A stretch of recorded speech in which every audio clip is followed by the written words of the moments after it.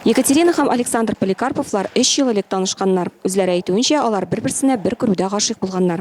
Һәм аларның гаиләсе Россия Федерациясе президентын сайлау кебек мөһим вакыйга булган көнне рәсми рәвештә теркәлде.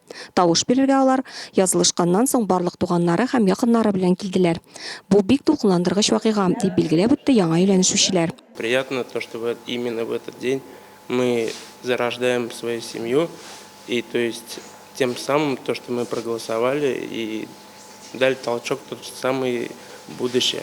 Яшь парны бу мөһим вакыйга белән Татарстан Республикасында кеше хукуклары буенча вәкаләтле Сәрия Сабурская һәм Питрәч районы башлыгы Илһам Кашапов котлады. Для нас, для всех родных, ваших близких, для нас это очень трепетно, то, что в этот день, когда решается будущее России, вы решаете свое тоже будущее. Я хочу пожелать вам любовь, счастья, доверие друг к другу. И чтобы это были не сиюминутные вот такие чувства, а чтобы они сопровождали вас и вашими спутниками были всю жизнь.